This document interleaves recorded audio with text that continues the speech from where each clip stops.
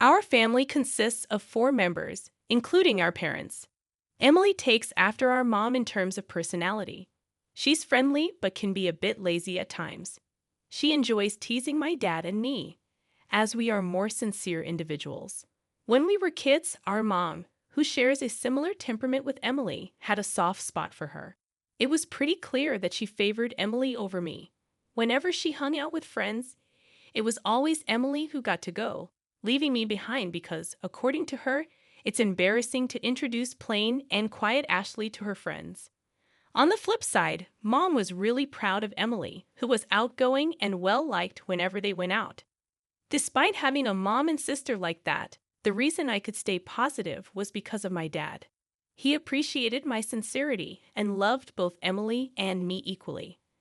I cherished my dad's fair approach. Even as an adult, my mom's treatment of me didn't change much. Thankfully, my dad's presence kept our family balanced and stable.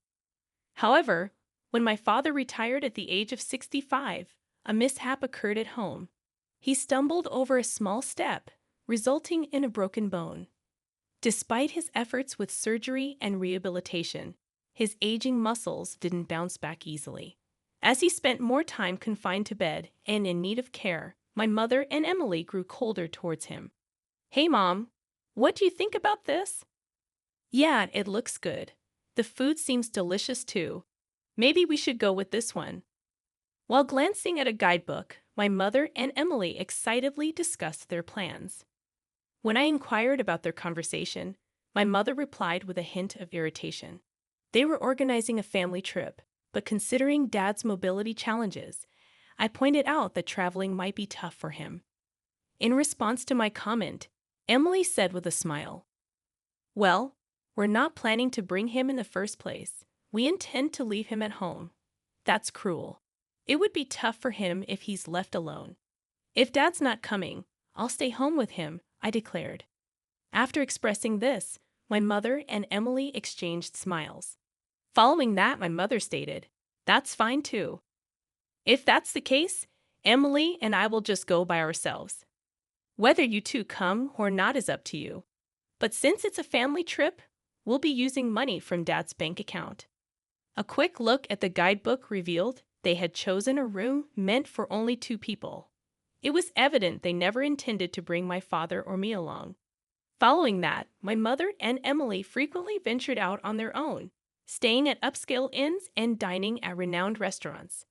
It felt as if neither my father nor I existed in the house. I observed their actions from a distance, working diligently to complete my tasks quickly to attend to my father. When I couldn't manage everything alone, I sought assistance from care services for tasks like bathing and accompanying my father on short walks around the neighborhood. On days when I had to work late, I asked my mother and Emily to look after my father. However, they avoided the responsibility.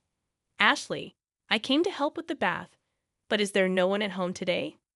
Upon receiving a notification from the care service staff, I promptly called my mother and Emily. Despite informing them of the staff's visit in advance, they had left my father alone and gone out. When they finally returned home, I confronted them, but there was no apology. The staff are professionals, right? It's okay even if we aren't there. Dad is an adult. He'll be fine being left alone. We don't want our time taken up caring for him like you. It seemed they genuinely believed they were doing nothing wrong. Realizing I couldn't rely on them, I decided that taking care of my father was my responsibility. I juggled work and caregiving. The daily grind was far from easy, especially since neither my mother nor Emily showed any concern or understanding. As the days passed, my father's condition worsened. He spent more time seated than walking and ate much less. Approaching the 9th year of caring for my father, I grew worried about his frail appearance. When I took him to the hospital, a shocking diagnosis awaited me. "Your father has advanced cancer. It can't be." Realizing that our time with him might be limited, I was determined to support him in his final days. I made the difficult decision to quit my job and become his full-time caregiver. I knew I had to share this with my mother and Emily. Their reactions were quite unexpected. When I told them about his condition, my mother remarked, Really? He never drank or smoked. It's unfortunate that such a sincere person ended up with cancer. Emily, looking stunned, said, I can't believe you give up your job to take care of Dad. I'd never make that choice. I expected them to be concerned about him, but there was no sign of it. Their indifference surprised me, as if it was someone else's problem. In the end, they only visited him briefly in the hospital and never made a proper visit.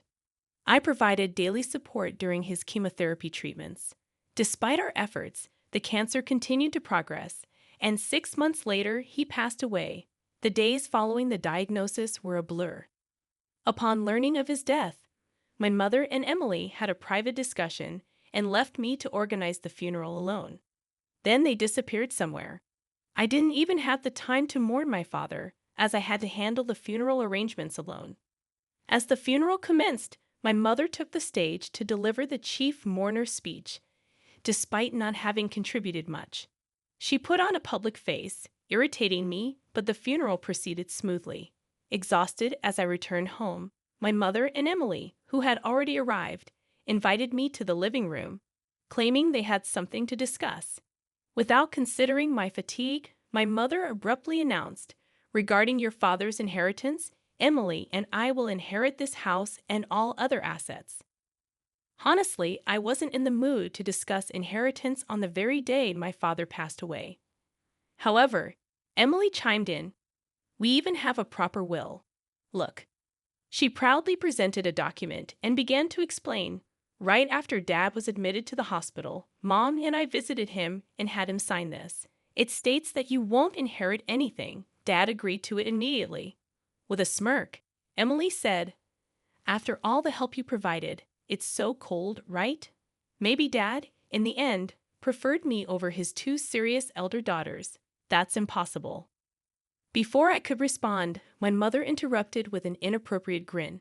Clearly, Emily is more adorable, though. Your father always stayed home and had no hobbies. He surely saved a lot, right, Mom? Even quit her job because of the inheritance, and I took some time off work to enjoy the inheritance for a while. Without allowing me to say anything, they continued their conversation. My mother then informed me, you, who have no job, won't get a penny from the inheritance. We plan to enjoy a vacation abroad for a while, so you should leave this place by then. Hurriedly, I countered. Wait a minute. Do you genuinely believe what you're doing is right? Without waiting for me to finish, both my mother and Emily firmly responded, shut your mouth. It's a waste of time trying to take the inheritance from us. With your father gone, we'll do as we please. Your role here is done. Please leave this house promptly. To think that after all you sacrificed for Dad, this is what you get.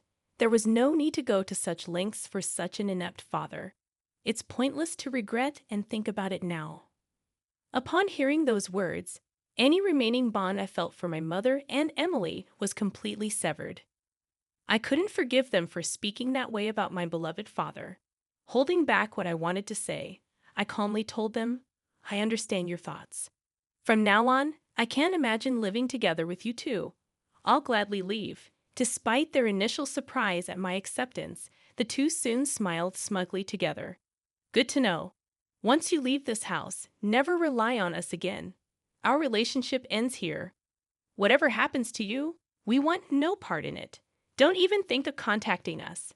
Receiving this intense sentiment from my mother, I packed only my essentials and left the house. A few days after the inheritance discussion, something unexpected happened. I received a call from my mother, the same person who claimed she would cut off contact with me. When I answered, she immediately confronted me in anger. What have you done? Where has all the money from your father's account gone? Why are you suddenly calling? Didn't you say you wouldn't contact me? Silence. This is an emergency. Return your father's savings immediately. What are you talking about? I left the passbook at the old house, didn't I? I have no way of accessing it after I left, but the money in the account is definitely gone. Such a significant amount of his savings couldn't have disappeared so suddenly. I found it suspicious. Moving out swiftly without securing a job seemed to have led my mother to assume that I had mismanaged my father's money. Mom, Haven't you ever checked the account balance before? Huh? I haven't bothered with such things. I see. If you had, you would have noticed that Dad's savings weren't that much to begin with. What do you mean his savings were? Oh, where did his retirement money go? Oh, we used it for our wedding ceremony and the new house. Wedding? New house? I have no idea what you're talking about. I had been romantically involved with a man named Sean, who was responsible for the living service for my father. Our relationship started through our mutual care for my father. I informed my father about my relationship with Sean early on in our dating. When Sean proposed, I was overwhelmed with living and work responsibilities and couldn't make a decision. Upon learning the truth, my father said, "Care for yourself more than me. I want you to have a happy marriage," and he cheered me on. Despite my hesitations, he even started assisting with the wedding venue, selecting a new place to live, and looking for a new home. We had reserved a wedding date for the following year and signed a contract for a new apartment that my father liked. All of this occurred 6 months before we discovered his terminal cancer. As a gesture of gratitude, my father covered most of the costs for the wedding and the new apartment. That was the reason for the decrease in the account balance. Hearing the turn of events, my mother's voice trembled. She was clearly shaken. So there wasn't any inheritance for us to inherit in the first place, primarily just the family home. But given its location, we shouldn't expect the high selling price. Emily, having overheard the conversation, anxiously grabbed the phone from my mother. "Wait, so the financial assistance for your wedding is much more than the inheritance from Mom and me?" That seems to be the case. Dad knew about my marriage and me leaving the house. So maybe he didn't see a problem in leaving the family home to both of you. He might have used a significant amount for me and intended the inheritance to compensate for that. Could it be that the reason you quit your job was because your marriage had been decided upon? That's right. Sean is also involved in investment activities and is financially stable.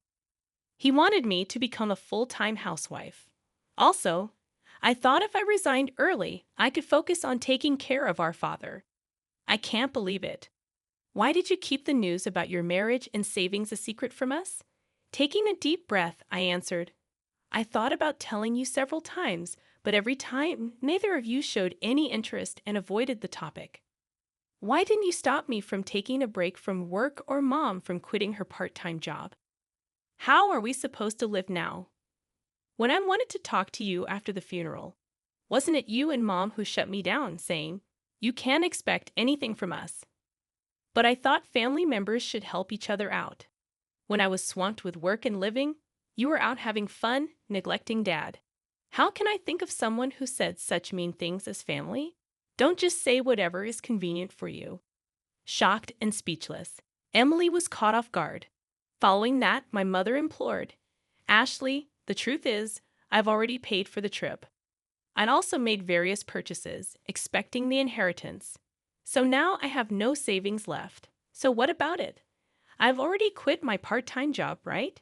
If we don't get any inheritance money, we won't have any money for next month. So until I find a new job, I hope you can lend us some. When you kicked me out of the family home, didn't you say you'd never come to me again, that our relationship was over, that you wouldn't interfere with whatever happens to me in the future? About that, neither of you ever helped when Dad and I were going through tough times. Now when you're in trouble, you want to rely on me. That's incredibly brazen. But if you don't help us now, what will we do?" Without waiting for my mother to finish, I ended the call and blocked their numbers.